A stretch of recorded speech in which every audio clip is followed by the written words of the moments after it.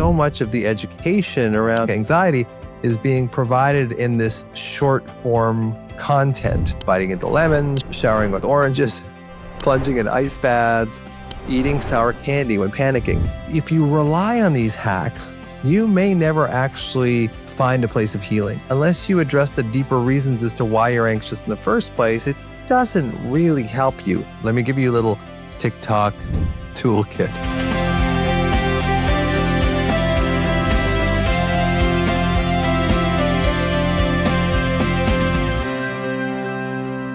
Hey there, and welcome to the Anxiety RX podcast. I am going to talk today about TikTok and why these little short snippets of help for anxiety are helpful on some levels, but not helpful on another. So if you've ever scrolled TikTok and thought, is this actually helpful? Is this actually going to help me? This episode's for you. Today, we're unpacking what TikTok gets beautifully right about anxiety and where it completely misses the mark. Because healing anxiety isn't about hacks and hashtags that just make you feel better in the short term, but completely fail to make you feel better in the long term. And they don't serve us because they don't treat the deeper reasons why you're anxious in the first place. So it's a bit of a double-edged sword. Yes, it will help you cope. It'll give you little strategies that help you cope, but unless you address the deeper reasons as to why you're anxious in the first place, it doesn't really help you. One of the analogies that I draw is that it kind of dangles you over the gates of hell. It gives you little snippets of relief, but nothing long-term. So we're in a tough position as clinicians and therapists these days because so much of the education around these big issues like anxiety is being provided in this short form content. And on one hand, it's really helpful, but on the other hand, having all this information at your fingertips makes it subject to a lot of misinformation and a lot of things that actually don't help you and in fact can even make you worse. So short form anxiety content promotes the idea that it can be healed. Anxiety can be healed with hacks and quick fixes. And I think this is a very harmful and dangerous narrative because it keeps people stuck in their pain when ultimately these hacks and quick fixes don't heal them, making them believe there's something inherently wrong with them or they're unfixable. So let's kind of dive into this TikTok thing. Trend number 1, the anxiety song confessional. I'll be fine. I'm completely and utterly fine. I'm fine. I am fine. I'm fine. I'm always fine. Don't you know that? She's fine. She's always fine. That's her problem. And what is it? This trend uses viral TikTok audio anxiety. It's in my anxiety. You know the song. It's been played millions and billions of times already. And it samples somebody that I used to know. And creators overlay the sound of this song with clips of themselves looking vulnerable, crying, or sharing raw confessions about their anxiety. Sometimes it's lip synced, other times it's captioned with personal stories. Now, what this gets right is it destigmatizes anxiety by showing how prevalent anxiety is and opens up the conversation. It also creates emotional resonance and community, and because it comes in the form of a catchy song, it accesses the more unconscious feeling parts of our brain and our body. It also encourages honesty in mental health struggles. So those are good. But what it misses is the emotional expression without regulation can lead to emotional flooding, causing people to put more attention on their anxiety and got locked into it. And sharing pain online can become performative and re-traumatizing, kind of glorifying the victim state. And the victim state is such a huge part of anxiety in general. So when we portray ourselves as victims, we further lock ourselves in powerlessness and anxiety. So it's critical to note that we don't just heal by feeling. We heal by feeling and having support and context that moves us away from seeing ourselves as victims. Because victim mentality plays a huge, huge role in how anxiety keeps moving us deeper and deeper into pain. So the second trend is dance challenges, anxiety dance challenges. Somebody's watching me. It's my anxiety.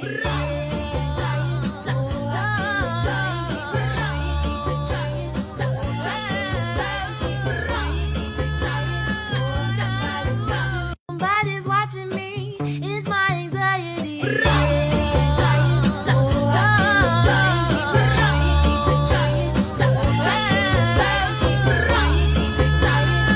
These are popularized by trends like I Get Overwhelmed and choreography and other dance snippets of an anxiety dance. And creators act out anxious expressions or body language while dancing to emotional music. And often it includes captions like, when your anxiety hits out of nowhere. And what this gets right is, again, music accesses more emotional parts of our brains, and movement helps regulate the nervous system. Also, dancing creates an embodied release and social connection, and also breaks the program of immobility in that default mode network of the brain. Because when we get anxious, we shut down, we go internal, and that causes us not to move very much.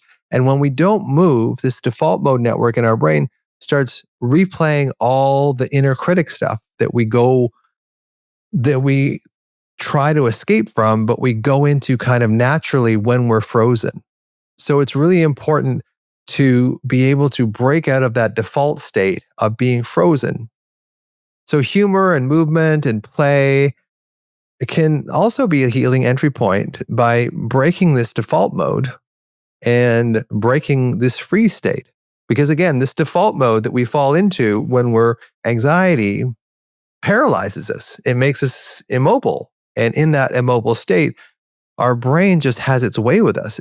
Our mind just starts creating all these warnings, what ifs, worst case scenarios. And it's a very unhealthy state to be in for any length of time. So this is one of the reasons I love Mel Robbins' stuff, which is 5, 4, 3, 2, 1 move. Like just move, get going. Because anything that breaks that freeze state will likely break you out of anxiety. Now, what these dance trends miss is, without an explanation, doing a silly dance can feel like it's minimizing or mocking real suffering. And it also risks reducing anxiety to a little TikTok aesthetic, right? And it's bigger than that. It doesn't offer real tools for processing anxiety. And movement is great in the short term, but movement without meaningful reflection has only superficial results. So movement will break you out of that default mode. It will allow you to enter the place where you can actually make some real healing strides. But just the idea that moving is going to heal you is not going to work. But movement can be a great first step in taking the next steps to really focusing on what you're afraid of, facing it directly. And movement can be a wonderful adjunct to courage and faith, because we move with courage. And when we move, we start engaging that part of us that is not frozen in fear. Trend number 3, it's just anxiety. Just reframing it.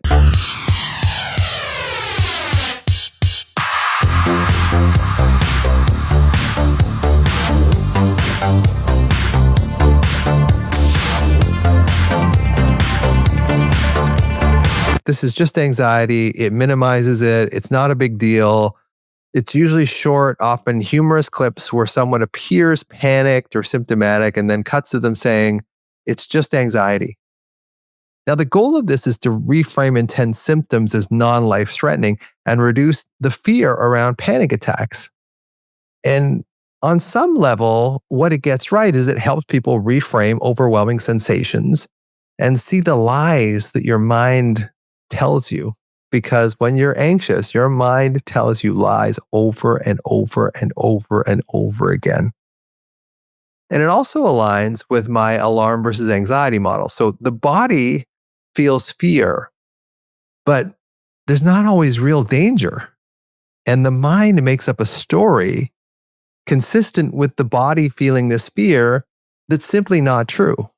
And then the anxiety in the mind aggravates the alarm in the body, and the alarm in the body aggravates the anxiety of the mind. And you just get hooked into this alarm anxiety cycle. And the story that your mind tells you is not true, but because your brain is impaired by the fear, you believe it, which of course makes you spiral out of control. So this can kind of spiral you in the moment by changing the internal narrative and seeing anxiety as more of a subjective story than objective reality. And it's really important to understand that so much of anxiety depends on you believing the story. So what this misses is it sort of oversimplifies complex experiences. And sometimes it's not just anxiety. Sometimes it's a full-blown phobia or panic attack. And trying to minimize a big emotional reaction by saying it's just anxiety can lead to a real mind-body mismatch that makes anxiety worse and also leaves people sitting ducks for something called derealization and depersonalization, where you don't feel that you're connected to yourself. And that derealization and depersonalization can make people very, very uncomfortable and expand anxiety considerably. Also, it can make people feel dismissed or ashamed and resist the help that they really do need to get. And like all these trends, it doesn't address the root cause. Yes, the house isn't on fire, but you still need to find out why your smoke alarm keeps going off. Again, it's a short-term solution for what is ultimately a long-term problem. Trend number 4, DIY anxiety cures.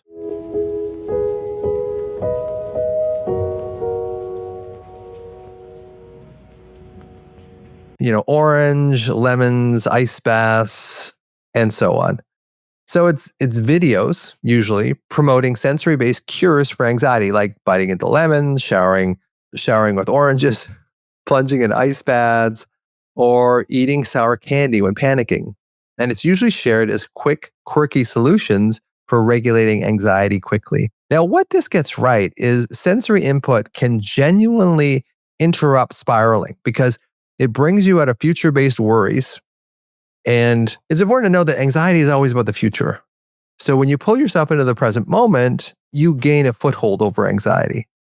And the other thing is your body is kind of stuck in the trauma and the fear of the past. So when you get into these heavy sensation-based experiences, you bring yourself into the present moment because we can only sense in the present moment.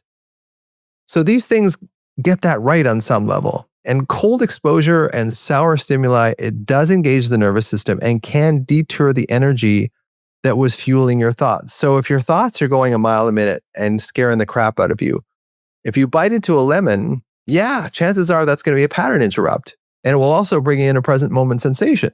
So it can provide a quick reset into the body, but what it misses is, again, it's a short-term reset. It doesn't help you long-term. If there's a reason why you have anxiety, this consistently, you have to deal with the reason why. You can't just expect little snippets, little hacks to heal your anxiety. It'll help you cope with it for sure, but clearly there's a reason for it.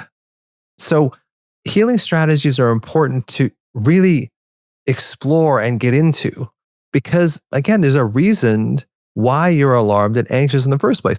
So if you keep following your body and expecting it to heal you, you're not really doing anything except putting a Band-Aid on something. And really, you're just kicking the anxiety can down the road, and it often gets worse. So you're not really dealing with the underlying issue. And I have no problem with quick fixes. But if you're using quick fixes all the time, there's something deeper there. So my issue is that these little hacks are often framed as anxiety cures, but they can really distract you from the deeper emotional work. So they're not really cures, they're Band-Aids. And these hacks can help, but if you rely on these hacks and these quick tricks, you may never actually get to the place where you can find a place of healing, because you're always going to be able to lean on these little hacks.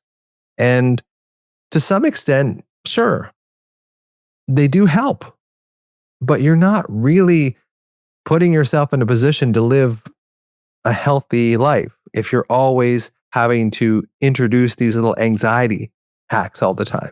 Ice can reset your body, but it's not going to help you connect with that younger version of you that still feels unsafe. It's not going to do anything for the root cause of why you're anxious in the first place. Trend number 5, the therapeutic life hack content. Now, this includes things like cortisol cocktails. Let's make an easy cortisol mocktail. Start with 1 cup coconut water. Next, juice 1/2 of a lemon. Add 1/4 cup orange juice. Then add in 200 milligrams magnesium powder. Look for chelated magnesium for higher absorption. Then add 1/4 teaspoon sea salt. Top it off with some sparkling water and enjoy. ASMR and lists of brain rot activities like cozy video games and comforting YouTube loops. They're often marketed as neurohacks or quick fixes to reduce anxiety and stress. And what they do get right is it encourages people to soothe and care for themselves. It makes mental health more accessible. It introduces the nervous system to new sensory inputs. But what it misses is many of these hacks are placebos at best. These cortisol cocktails, for example, they have no proven effect on serum cortisol levels. And cortisol isn't always bad. Cortisol actually has an adaptive stress function. It's just when it becomes chronic. It's just when cortisol levels become chronic and high, that's when they cause a lot of the problem. So in a way, these things perpetuate the illusion that comfort is equal to healing, and it's not. There's nothing wrong with seeking comfort, but once you're more comfortable, that's the time to work on the underlying trigger.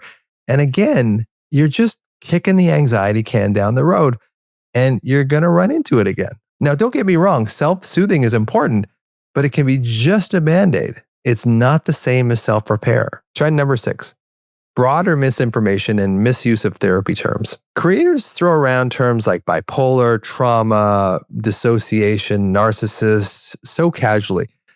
My ex didn't text me back and now I have trauma. Or quizzes like, is your partner a narcissist? Others promote unverified supplements, claims that trauma can be healed in an hour, or that one juice can fix your nervous system, or one supplement can fix your nervous system. So what it gets right, it brings therapy language into mainstream conversations, and it shows that people are eager to understand themselves. It also encourages self-awareness and research. But again, what it misses is it blurs the line between what's just the emotional discomfort of real life, which is much of life is uncomfortable, and true clinical issues. My partner's a narcissist. No, they're not a narcissist necessarily. They just don't want to do the same things that you want to do. Remember that misinformation spreads much faster than real science. And that's another podcast. That's another part of human nature that is really unfortunate, that we tend to believe these crazy things as opposed to believing what is looked at as probably boring science. And a limited understanding and a little knowledge is a dangerous thing, especially when it comes to human emotion and behavior. Throwing terms around incorrectly can cause more harm than good. And it also, like I said, misinformation spreads like wildfire. And these trends get going and they cause much, much more harm than good. So what do we do about all this TikTok stuff? I want to give you a framework. I want to show you how to think critically about a lot of these little snippets that you get. First of all, is validate it. Ask yourself, does this trend speak to something real that I'm feeling? And then evaluate it. Ask, is this advice actually rooted in science and lived experience, or is it just viral crap? Integrate it. Ask, how can I use this with deeper tools? That's really critical. If these little hacks help you, by all means, use them, but they're not the end of the road. They give you the opportunity to open the door to something deeper and actually fix the root cause of it rather than constantly dealing with adopting these little Band-Aid solutions. So once I feel better in the short term, myself, I often resist going deeper. But that's exactly what we have to do. We have to go in deeper and find it, which is not to say that every day you've got to go in and disembowel your anxiety and dissect it out and look into it. but you do have to do it sometimes. And if you have a trained professional or you have a way of understanding your own anxiety and understanding your own patterns and programming so that you can see that you're doing this to yourself over and over and over again, you'll be much farther ahead in the long run than just taking these little anxiety hacks. So, as a doctor and anxiety specialist for decades, I know that one thing is constant, which is when people feel better, they don't want to have to deal with their anxiety. And I understand that. But I also know that you're just kicking the can down the road. It's not, your anxiety isn't going to go away just because you learn little strategies that make you feel better. So what I tell people to do is find the anxiety in your body. Make the intention to find the anxiety. Get out of your head, get out of your mind, and make the intention to find the anxiety, which I call alarm, in your body. Because you heal your anxiety through your body. You don't heal it through your mind, which is why most anxiety therapies fail. They try and fix your mind, and your mind isn't the problem. The mind is just the reflection of this alarm that's going off in your body. When you can address the alarm in your body, you can truly start getting to the root cause of what's causing your discomfort in the first place. Now, I talk about this in great detail in my MBRX program, but it's really learning how to sit with your anxiety like you'd sit with a scared child. Because that scared child that still lives in you is the part that's creating the alarm in the first place. And it's the alarm in your body from that younger version of you that didn't get their needs met that is reflecting through your mind. Your mind is a meaning-making, make-sense machine. So if it feels the alarm from the child in you, it will start making up warnings, what-ifs, worst-case scenarios to try and make you feel better. So let me wrap up. Let me give you a little TikTok toolkit. First of all, you want to normalize the emotion. Anxiety is a normal emotion. We are not going to get rid of anxiety. It's with us for life. Chronic anxiety, however, is a different story. And chronic anxiety, we can actually bring down to regular anxiety. So on TikTok, question the trend. Is this something that's going to help me in the long term, or is it just a Band-Aid? And again, there's nothing wrong with Band-Aids. If you find Band-Aids that really help you, great. But know that until you go deeper, you're not really going to excavate the underlying cause and you're going to continue having anxiety. You're just kicking the anxiety can down the road. So ask yourself, is this helping me heal or just cope? And there's nothing wrong with learning how to cope, but you really need to go into the deeper layers of this if you're not wanting to deal with this for the rest of your life.